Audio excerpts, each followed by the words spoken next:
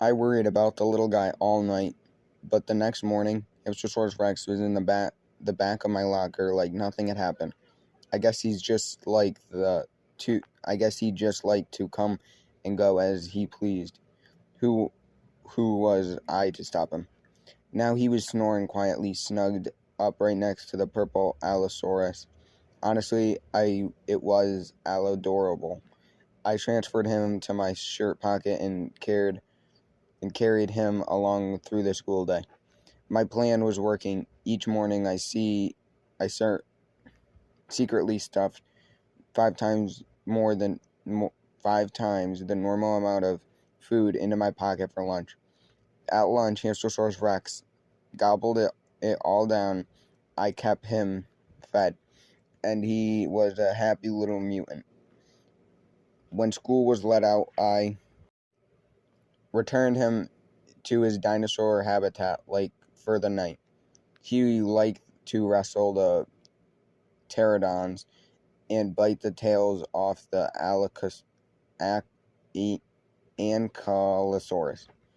The next day, I would do it all over again.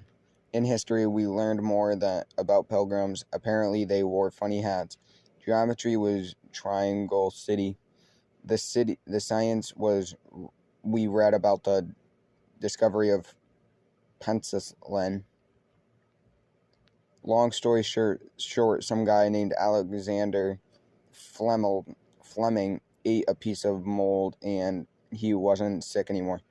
Gross. Anyway, I failed a lot of quizzes about it, so don't ask me.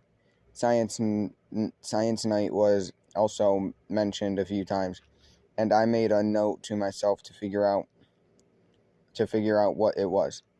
When I made another note to remember that note, in gym we did strange, old-fashioned exercises that nobody else seemed to understand. Occasionally I saw Martha Cherry start stalking the halls with purpose, scribbling notes in her Hamster-Saurus Rex notebook. Sometimes I saw Beaver looking for Hamster-Saurus Rex too. Despite his claims, he wasn't much of a sunblock Holmes, though he kept checking every toilet in the school, like he thought Hamster-Saurus Rex could breathe underwater. I spent most of my time drawing pictures of Hamster-Saurus Rex in different, totally awesome scenarios. I drew him as a space pirate and an old-timely pharmacist as a protractor practitioner of Save It, the art of French kickboxing. Once Dylan caught me sketching a picture of the little guy riding a rocket sled through the desert. So why does he have fangs and a tail? Asked Dylan, stroking her chin. Huh, what? I don't know, I said. Why did Rembrandt paint pictures of dolphins playing poker? I don't know. I don't think he did. Artistic license, I said, crumpling up the picture. The more suspicious Dylan got, the guiltier I felt. Other than that, he was smooth sailing for Sam Gibbs and Hamster-Saurus Rex for more than a whole week. Then came the olive patent date.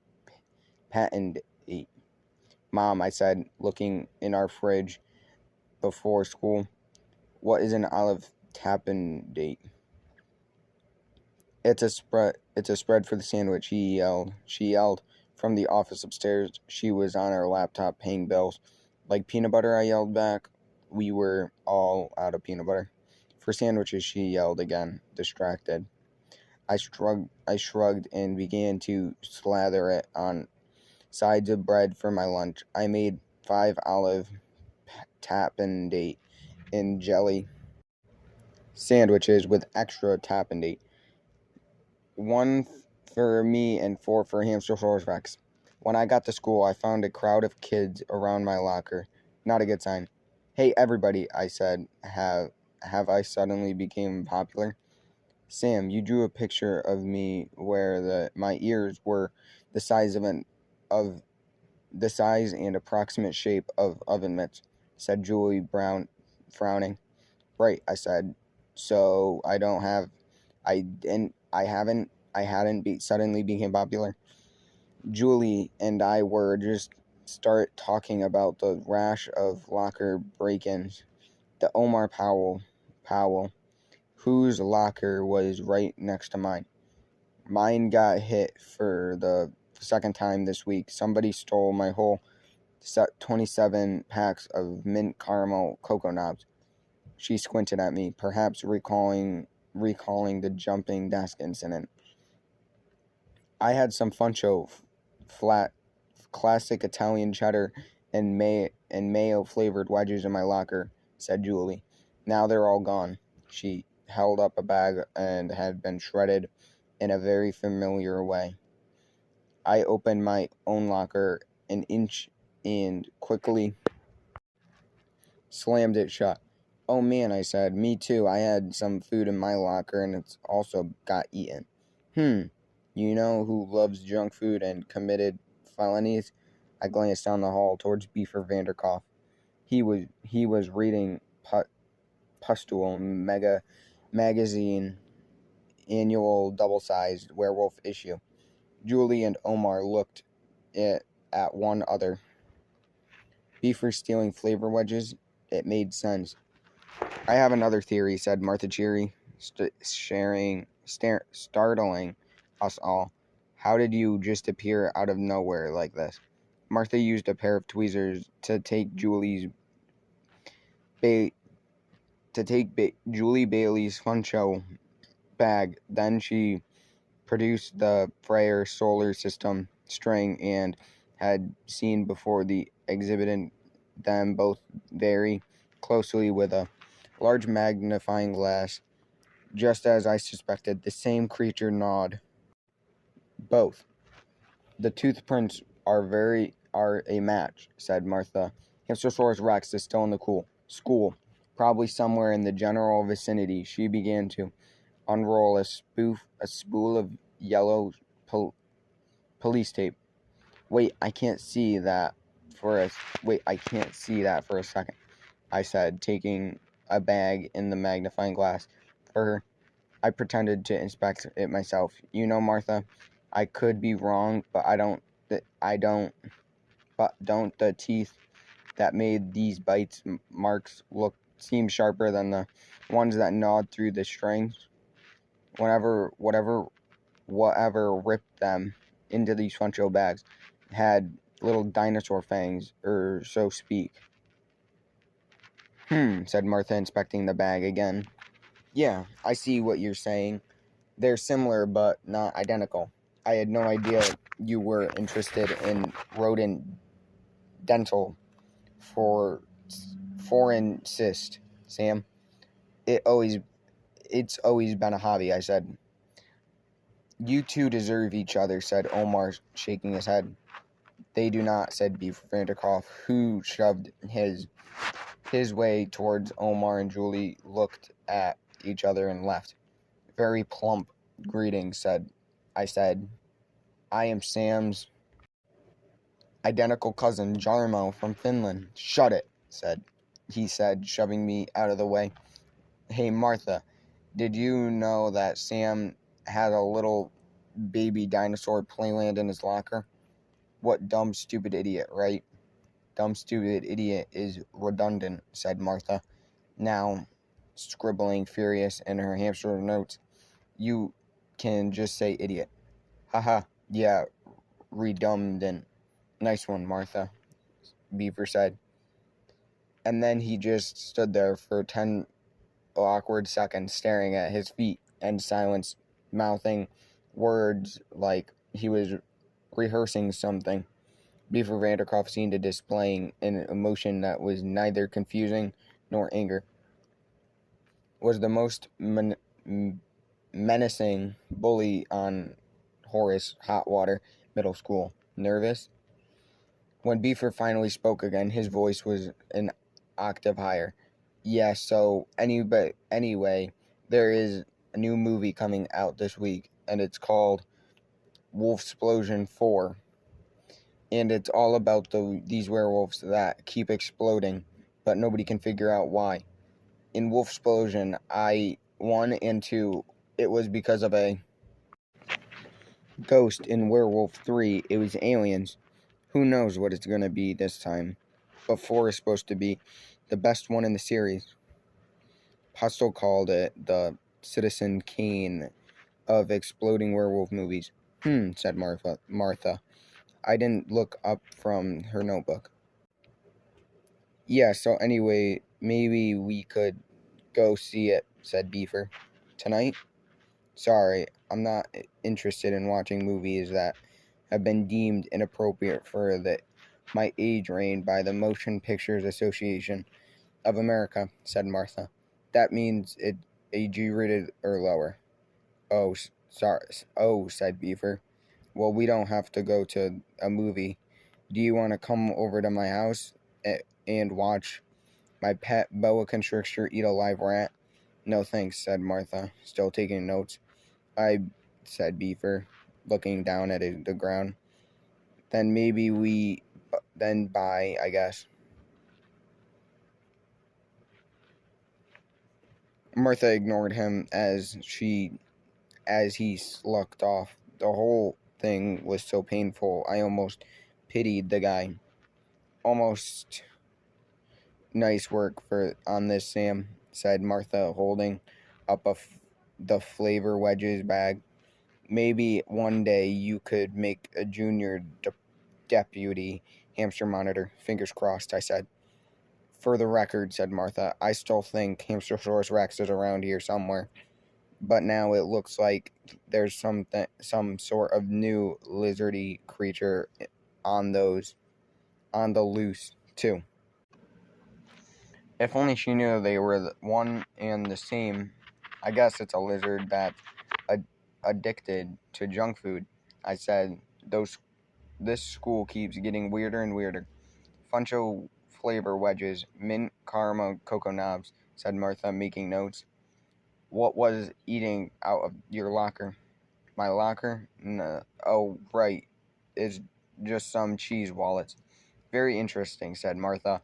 All those products made by Smile Corp. Huh. Just like Coach Webb's Wiki's health supplements, I said without thinking. I mean, probably just a coincidence. Probably, said Martha, chewing the end of her pencil.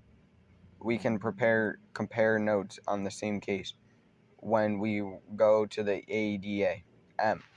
The ADM? The Antique Doll Museum, silly, said Martha, with an eerie giggle. Sure, right, the Antique Doll Museum, I said, my heart sinking. That place that I promised to go. The bell rang and Martha dashed towards homeroom without another word. Once I was alone, I opened my locker again. Hammy Rex stared back at me with a wide eye. Looks like he looked worried. That was close. That was a close one, pal, I said, transferred him to my pocket.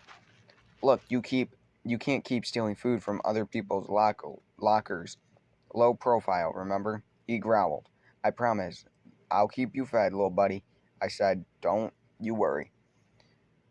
Reality wasn't so simple. Although at lunch I snuck off, Dylan had come to accept that it had to come to accept it and hid behind my favorite stack of chairs. I pulled out one of the sandwiches and shoved it into my pocket for Hammy Rex to eat.